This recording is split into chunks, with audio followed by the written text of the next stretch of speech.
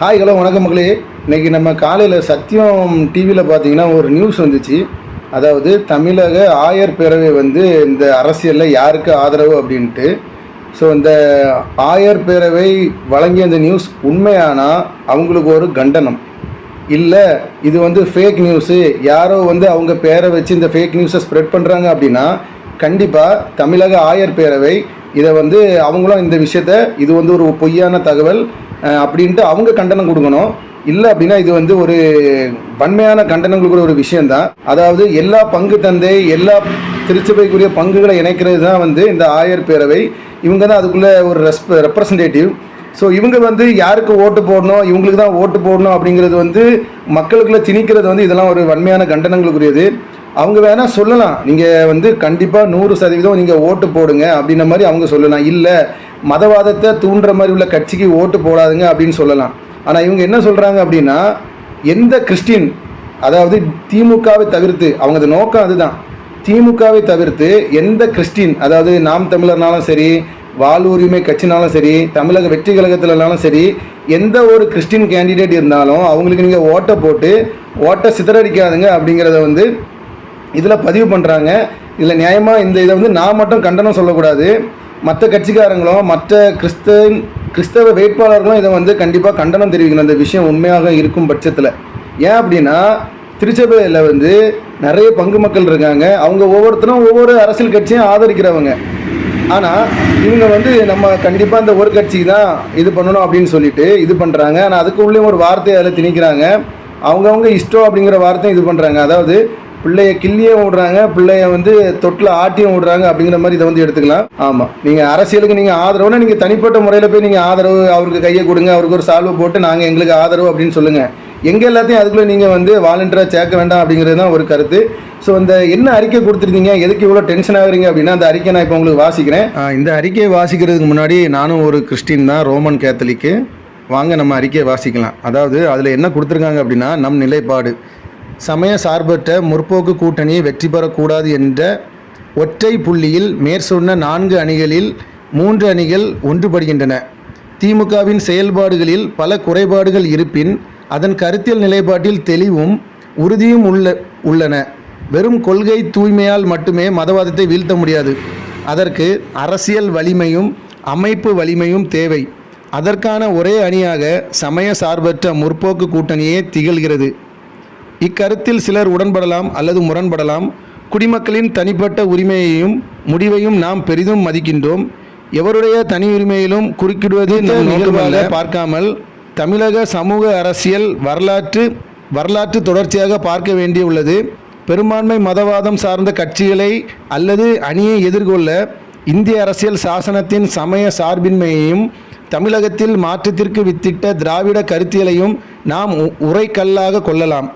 சிறுபான்மையினர் என்ற குறுகிய வட்டத்தில் அல்லாமல் இம்மண்ணின் மைந்தர்கள் என்ற அடிப்படையில் அரசியலை கணிக்கவும் சமய சார்பற்ற சக்திகளோடு தோழமையை கட்டமைக்கவும் நாம் கடமைப்பட்டுள்ளோம். இத்தேர்தலை பொறுத்தவரை யார் வெற்றி பெறுகிறார்கள் என்பதை விட மதவாத சக்திகள் தோற்க வேண்டும் என்பதில் நாம் தெளிவு பெற வேண்டும். சிறு கட்சிகளுக்கு வாக்களித்து வாக்கு வங்கியை சிதறடிப்பதன் மூலம் மதவாத சக்திகள் தமிழகத்தில் வளர இடமளித்துவிடக்கூடாது. கிறித்தவர் என்பதற்காக எவரையும் ஆதரிக்காமல் கட்சிகளின் கொள்கைகள், செயல்பாடுகள் இவற்றின் அடிப்படையில் நாம் முடிவெடுக்க வேண்டும். ஜனநாயகம், சமூக நீதி, சமத்துவம், சகோதரத்துவம், சமூக நல்லிணக்கம் போன்ற இயேசுவின் மற்றும் இந்திய அரசியல் சாசனத்தின் மதிப்பீடுகளை வளர்த்தெடுப்பதற்கும் சமய சார்பின்மை மற்றும் மதவழி சிறுபான்மையினரின் வாழ்வுரிமைகள், மத சுதந்திரம் இவற்றை காப்பதற்கும் மேற்கண்ட கருத்துக்களை மனதில் கொண்டு நாம் அனைவரும் சட்டப்பேரவை தேர்தலில் கவனத்துடன் கடமையாற்ற வேண்டும் என அன்புடன் வேண்டுகிறேன். சீசருக்குரியவற்றை சீசருக்கும் கடவுளுக்குரியவற்றை கடவுளுக்கும் கொடுங்கள். லூக்கா 2:25. இப்படிக்கு தமிழக ஆயர் பேரவை தமிழ்நாடு, கிறித்தவர் வாழ்வுரிமை இயக்கம் தமிழ்நாடு, இவ்வளோ தான் அந்த அறிக்கையில் கொடுத்துருக்கு. பார்த்தீங்கன்னா நிறைய கிறிஸ்டின் கேண்டிடேட்ஸ் இந்த எலெக்ஷனில் நிற்கிறாங்க. ஸோ இதெல்லாம் அவங்களுக்கு ஒரு ஆபத்தாக கூட முடியும் இந்த அறிக்கை மூலமாக. இவங்க சொல்கிறாங்கல்ல திமுகவுக்கு வாக்களிங்க அப்படின்னு சொல்லிட்டு, ஒரு சின்ன எக்ஸாம்பிள் தான், நிறைய வீடியோவில் நான் இதை சொல்லியிருக்கிறேன்.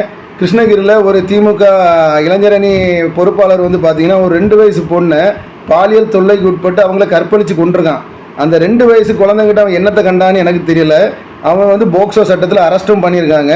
ஸோ இப்படி ஒரு சம்பவம் நடந்திருக்கு. இதுக்கு முன்னாடி ஏடிஎம்கே பீரியடில் பொள்ளாச்சி பாலியல் அது ஒரு சம்பவம். ஸோ இப்படி உங்களுக்கு மாறி மாறி நம்ம வாக்களித்து தொடர்ச்சியாக இதே போல் நடந்துக்கிட்டே தான் இருக்கே தவிர எதுவும் ஒரு சரியான ஒரு சட்ட ஒழுங்கு வந்து ஸ்ட்ராங்காக இல்லை.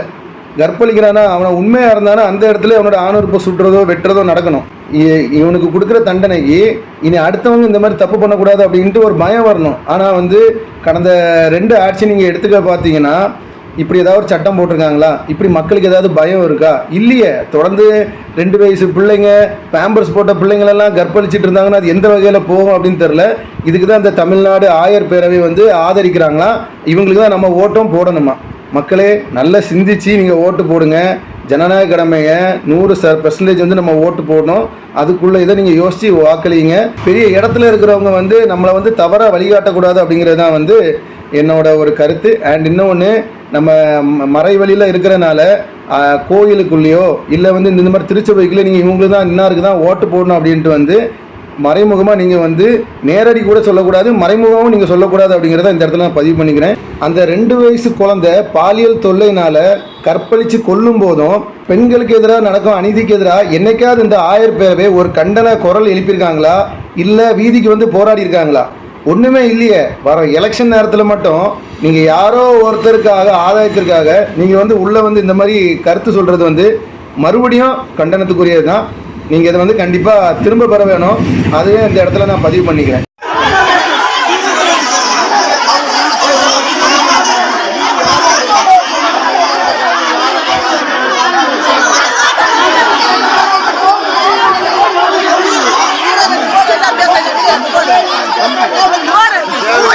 தேவைதான் ஃபாதர். கட்சியை பத்தி பேசுறது ஃபாதருக்கு சட்டம் கிடையாது. ஊரை நல்ல வளர்ச்சி கொண்டு போறதா ஃபாதருடைய இது. அதை ஃபர்ஸ்ட் நீங்க ஊரை நல்லாக்கு உள்ள வேலையை பார்த்துன்னு கட்சியை பத்தி பேசுறதை விடுங்க. ஸோ மீண்டும் நம்ம இன்னொரு வீடியோவில் நம்ம சந்திக்கலாம். நன்றி, வணக்கம்.